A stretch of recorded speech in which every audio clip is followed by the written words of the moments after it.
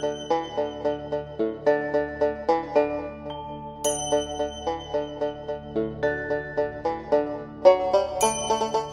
গো, একে তো এত বেলা পর্যন্ত ঘুমিয়ে উঠলে, এখন আবার বারান্দায় বসে কি আকাশ পাতাল ভাবছো? বাজারে কখন যাবে শুনি? এরপর তো বাজার উঠেই যাবে। যাব যাব, এই নান্দু না যাওয়া পর্যন্ত বাজারে ওঠে কি করে দেখবো? আহারে, কোন রাজা বাদশা গো তুমি, তোমার জন্য বাজার বসে থাকবে? আগে একটু চা করে খাও তো, তারপর ব্যাগ নিয়ে বেরোচ্ছি। সে দিচ্ছি চা, আজ একটু মাছ এনো দেখি। সে আর বেশি কি, তা কি মাছ খাবে বলো? ভেটকি নাকি ইলিশ? যেটা বলবে সেটাই নিয়ে আসবো। এই রোজ তোমার এক নাটক, ভেটকি নাকি ইলিশ? দাম জানো এসব মাছের? ক টাকা আছে তোমার কাছে? আনবে তো সেই পচা রুই, না হলে তেলাপিয়া। কিচ্ছু চিন্তা করো না বউ, এখন বুদ্ধি কাটিয়ে নতুন একটা মতলব বার করেছি। এমন একটা ব্যবসা ফাঁদবো, দেখবে লাভই লাভ। তখন রোজ তোমাকে ইলিশ, পাবদা, ভেটকি মাছ এনে খাওয়াবো। থাক থাক, অনেক হয়েছে।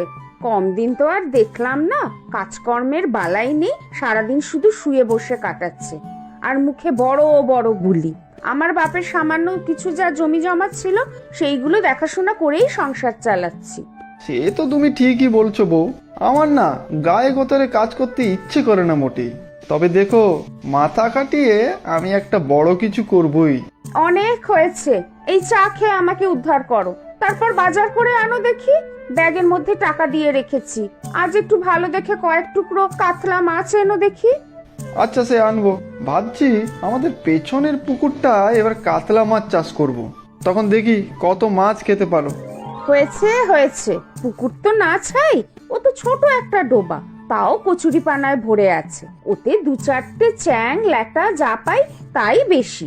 ওখানে উনি করবেন কিনা বড় কাতলার চাষ, তাও ভালো। তিমি মাছের চাষ করবে বলনি? হবে হবে বউ, সব হবে, একটু ধৈর্য রাখতে হবে। দেখবে একদিন আমি সমুদ্রে তিমি মাছেরও চাষ করব। আচ্ছা যাই, বাজারটা তো করে আনি এখন।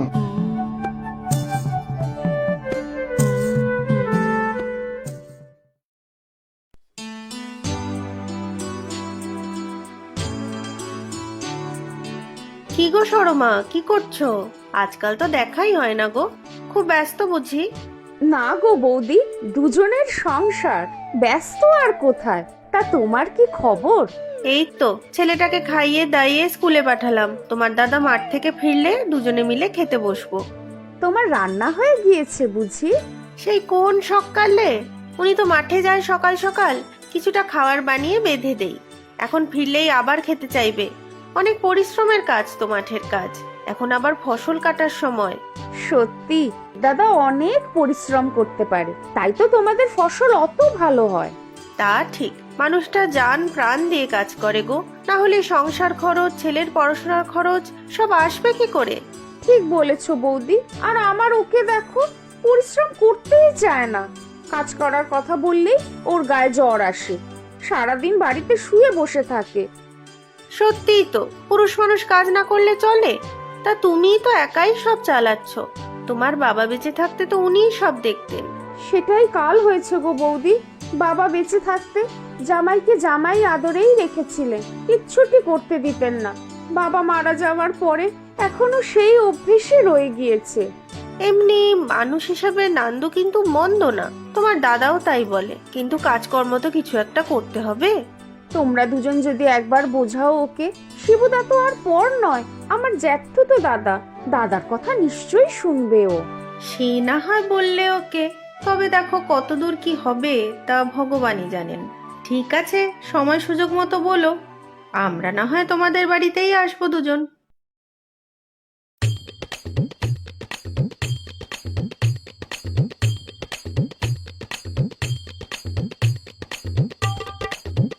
আরে নান্দু যে, আজকাল তো বড় দেখেই নে। বলি থাকো কোথায় বলো তো? কি আর বলবো দুলালদা, সময় আর পাই কোথা, মাথায় কত চাপ। ওহো আচ্ছা আচ্ছা, তা ভালো তা ভালো। তবে তো শুনেছি তুমি ভায়া শ্বশুর বাড়িতেই থাকো, আর কাজকর্ম সবই তোমার বউই দেখাশুনো করে। তবে আহা, তবে আর কি, সারাদিন বউয়ের রোজগারের টাকাতেই খাবো নাকি? আমি কিন্তু সেরকম ছেলেই নই। কপালে আমার বড় সড়ো কিছু করার যোগ আছে। খুব নামডাক হবে, দেখো তোমরা। আচ্ছা, সেই কাজই করছো? তা কি কাজ শুনি, যে এত পরিশ্রম করতে হচ্ছে?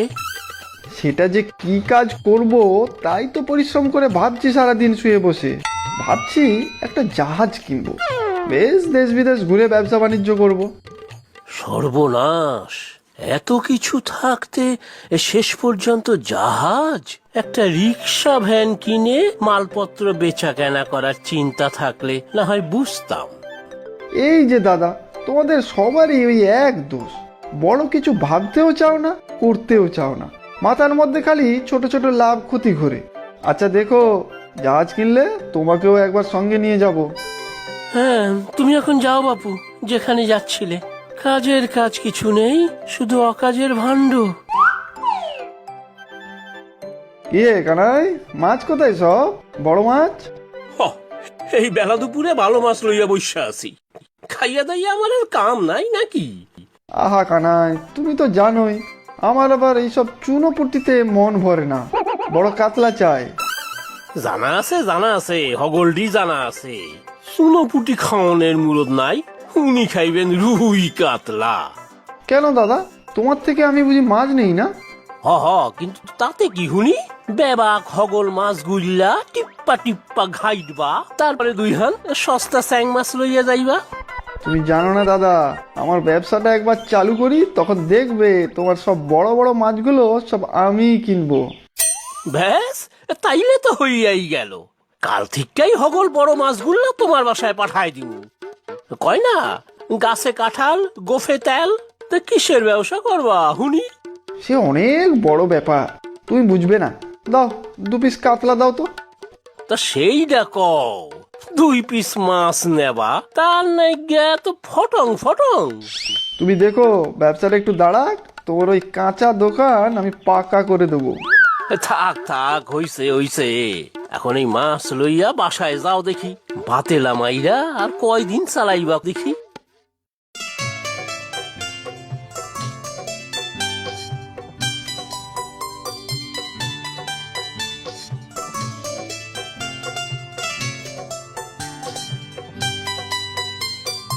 বুঝলে বউ, একটা ভালো মতলব দানা পাকাচ্ছে মাথায়। এটা লেগে গেলে দেখবে কোথা থেকে কোথায় পৌঁছাই। তোমার ওই তুলসী তলায় একটা বড় শ্বেত পাথরের মন্দির বানিয়ে দেবো, দেখো। এই ভর সন্ধ্যা বেলাতে ঝুড়ি ঝুড়ি মিথ্যা কথার কীর্তন শুরু করলে তো? বলি থামবে শুনি, একটু শান্তিতে প্রদীপ দিতে দাও দেখি। সে ঠিক আছে, তবে পরে একটু চা দিও দেখি। মাথাটা না হলে ঠিক খুলছে না, এই মাথাটাই তো আমার সাফল্যের চাবিকাঠি। ছাতার মাথা, সারাক্ষণ ঘরে বসে বসে এটা চাই ওটা চাই, হাড় জ্বালিয়ে দিলে গো। ফসলগুলো উঠেছে আজ, মহাজনের কাছে গিয়ে বিক্রি করে আসতে তো পারতে। কেন, নিতাই আছে তো। হ্যাঁ, সবকিছুই ওই নিতাই করুক, তুমি বসে বসে গায়ে হাওয়া লাগাও। কর্মচারীদের হাতে সবকিছু ছাড়তে হয়। সে চিন্তা নেই বউ, নিতাই তোমার বাবার আমলের কর্মচারী, সে কি আর আমাদের ফাঁকি দেবে? আমার ব্যবসাটা একবার ভেবে নি, দেখো ওই নিতাইকেই আমার ম্যানেজার করব, গাড়ি বাড়ি সব দেব। উফ, আবার শুরু হলো, পারি না আর। তুমি চুপ করে বসো, আমি চা দিচ্ছি, মাথা গরম করিও না আর।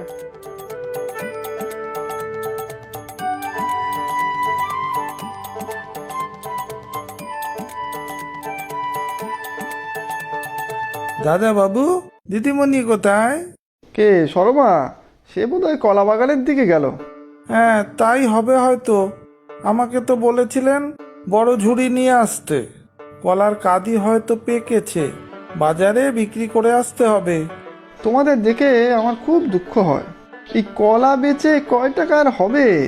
শুধু শুধু কত খাটনি। বাগান পরিষ্কার করো, কলা নিয়ে বাজার যাও, বসে বসে বিক্রি করো, ছ্যা ছ্যা। তা বললে হবে দাদা বাবু? বড় মালিক মারা যাওয়ার পর থেকে উপার্জন তো কত কমে গিয়েছে। আগে সেই গোয়াল ভরা ধান, কলা, নারকেল, আম কত হতো, পুকুরে কত মাছ। আর এখন এই কলা বাগান থেকে সামান্য যায়, আর এই ফসল যা হয় তাতেই তো সব চলে। চিন্তা নেই গো নিতাই দাদা, আমি একটা বুদ্ধি পাচ্ছি, দেখবে কত মুনাফা হয়। আমি যাই দেখি ওদিকে, না হলে আবার দেরি হয়ে যাবে। তা যাও, কতদিন আর ভূতের ব্যাগার খাটবে। আচ্ছা, যাওয়ার সময় কটা পাকা কলা দিয়ে যাও তো, বসে থেকে থেকে বারবার খিদে খিদে পেয়ে যায়। তা তুমিও চলো না দাদা বাবু, একটু দেখাশোনা করবে। না না, মাফ করো, ওসব আমার কম্য নয়। ওই রোদে কলা বাগানে গিয়ে তদারকি করব, মাথা গরম হয়ে যাবে, তাহলে আর মাথা খাটাবো কি করে? বুঝেছি বুঝেছি, আমি এখন যাই দেখি। কি গো শর্মা, কি খবর গো তোমার? কি আর বলবো বৌদি, তুমি তো সবই জানো, খেটে খেটে আমার প্রাণ বেরোচ্ছে। তোমার দাদার সাথেও কথা বললাম। আচ্ছা শোনো, এক কাজ করো তো, দেখো তো কোনো ফল হয় কিনা। কাল বিকেলে আমরা তোমাদের বাড়ি যাব, দেখো নান্দু যেন বাড়িতেই থাকে। সে চিন্তা নেই, বাড়ি থেকে তো ও বেরোতেই চায় না, অকম্মার ঢেকি হচ্ছে দিনে দিনে। অনেকদিন পর আমাদের বাড়িতে এলেন দাদা বৌদি, খুবই খুশি হলাম। তা নন্দু, তুমি তো আমার কাকার একমাত্র কন্যার জামাই, আমাদের অতীব স্নেহের পাত্র। তবে তোমাকে একটা কথা মনে করিয়ে দিতে চাই, এটা কিন্তু তোমার বাড়িতে আমরা আসিনি, এসেছি আমার নিজের কাকার বাড়িতে। আর এখানে তুমি আর আমার বোন সরমা থাকো। হ্যাঁ দাদা, তুমি ঠিকই বলেছো, এটা তো আমার বাপের বাড়ি, নিজের বাড়ি তো নয়। কত খুশি হতাম যদি এটা আমার স্বামীর বাড়ি হতো। ওমা, তাতে কি? তোমার বাবার বাড়ি মানেই তো তোমার বাড়ি, আর তোমার বাড়ি মানেই তো আমার বাড়ি। আমার তো নিজের কোনো চালচুলো নেই, আর তার দরকারও নেই, তাই না নীলিমা বৌদি? হ্যাঁ, তাই তো দেখছি। তুমি তো ঘর জামাই হিসাবেই থাকতে বেশি পছন্দ করছো, আর তাতেই তো তোমার সুবিধা। খাচ্ছ, দাচ্ছ আর ঘুমাচ্ছ, নিজের তো কিছু করার ইচ্ছেই নেই। ঠিক বলেছো বৌদি, তবে আমি বড় কিছু করার জন্য ভাবছি। হয়তো একটা বড় কারখানা খুলে ফেলবো, তখন দেখো শিবুদাকে একটা বড় কাজ দেব। ওই রোজ রোজ আর মাঠে গিয়ে কাজ করতে হবে না। থাক নন্দু, আমার এত উপকার তোমার না করলেও হবে। তবে একটা কথা শোনো, এই বাড়ির একটাই দলিল আছে, তার একটা অংশ আমার নামে আর অন্যটি এই সরমার নামে। তোমার নামে কিছু নেই কিন্তু। তাতে আর কি, ওর নামে থাকা মানেই তো আমার নামে থাকা। কিন্তু ভগবান না করেন সরমার কিছু হয়ে গেলে তুমি কিন্তু পথে বসবে। কেন? সরমার কিছু হবে কেন? তা তো হতেই পারে, সংসারের ঘরে বাইরের সব কাজ তো একাই করছে, শরীরটা ভেঙে গেলে তো কিছুই বলা যায় না, তাই না? তুমি ওর কাজে একটা হাত লাগাও। ওসব নিয়ে আপনারা ভাববেন না, আমি তো ভাবছি একটা বড় হসপিটাল এই গ্রামে বানিয়ে দেবো। দেশ বিদেশ থেকে সব বড় বড় ডাক্তাররা আসবে, সরমার চিকিৎসাও হবে, আবার অনেক টাকা রোজগারও হবে আমার। হয়েছে হয়েছে, আমি না মরলে তুমি কিছুতেই বুঝবে না। আমি মরেই তোমাকে পথে বসাবো, দেখো। পুরে সর্বনাশ, কি সব বলো? তোমার কিছু হলে আমার কি হবে গো?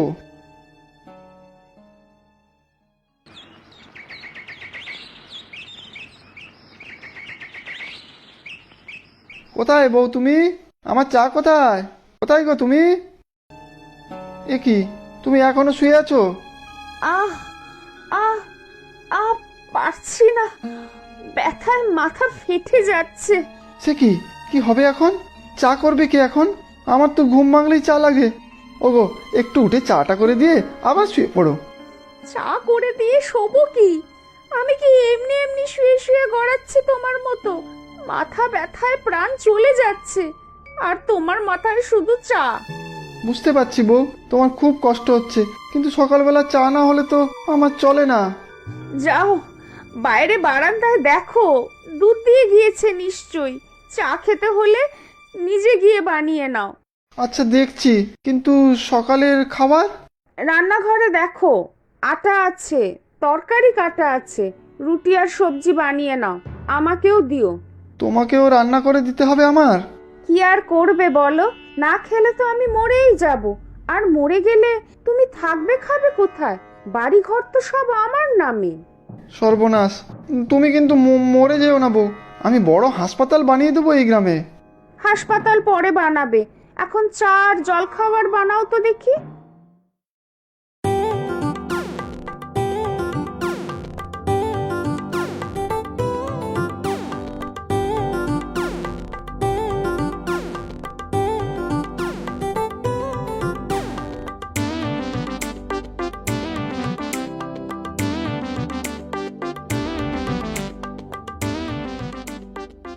এই নাও বউ, রুটি তরকারি খেয়ে নাও একটু কষ্ট করে, আমি ডাক্তার ডেকে আনি। সে পরে হবে, আগে তো গরু দুটোকে খাওয়াও, গোয়াল উঠান সব পরিষ্কার করো, কুয়ো থেকে জল ভরো। আমি তো আজ ওসব আর করতে পারবো না। বলো কি, আমি করব অত সব কাজ? এসব রোজই তো আমিই করি। আচ্ছা আজও করব, তারপর মরে গেলে যাব না হয়। না না শর্মা, মরার কথা মুখেও আনবে না বলে দিচ্ছি। আমার কথা একটু ভাবো, আমি তো পথে বসবো তাহলে। আমি না তোমার একমাত্র স্বামী, আমি সবই করছি।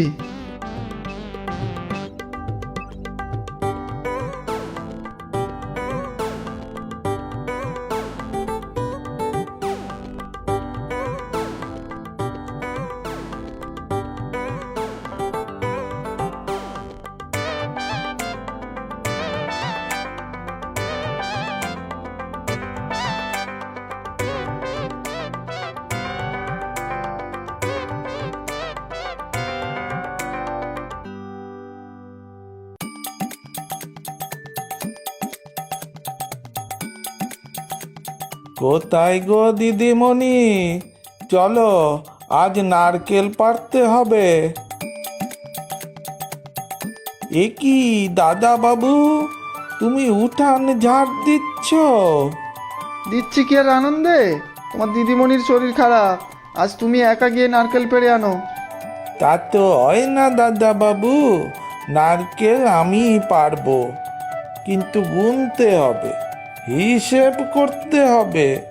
আপনি চলুন দাদা বাবু, না হলে হবে না। আচ্ছা চলো।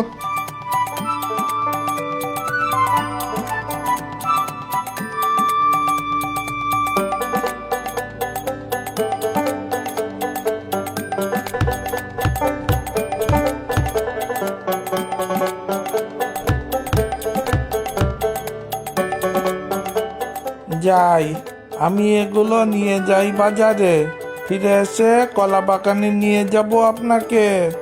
বিকেলে সবজি খেতেও যেতে হবে, আগাছা সাফ করে কাল সকালে বাজারে নিয়ে যাওয়ার সবজি সেগুলো তুলতে হবে। হ্যাঁ, আমাকে আবার যেতে হবে?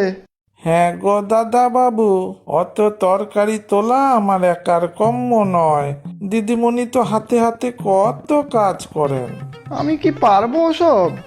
ঠিক পারবেন, আমি পেঁপে আর ঝিঙা পারবো, আপনি না হয় পটলই তুলবেন।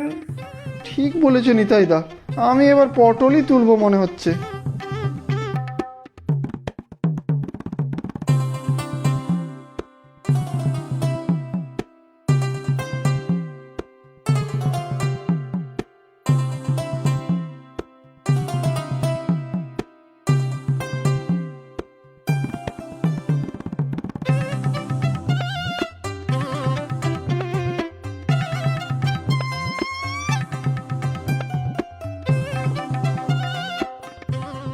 কি গো, দুপুরের রান্না হলো?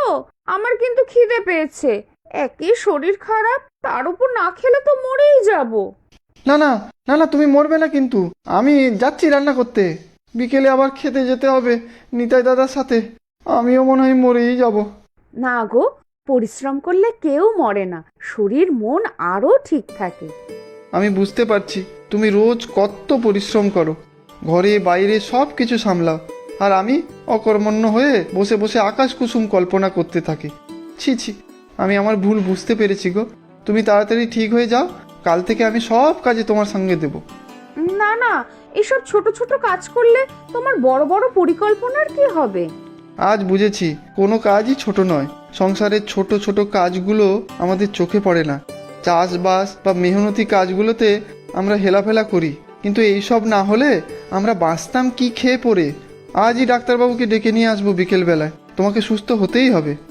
না গো, ডাক্তারে আর কাজ নেই, আমার অসুখ তো সেরেই গিয়েছে, আর তোমারও। মানে?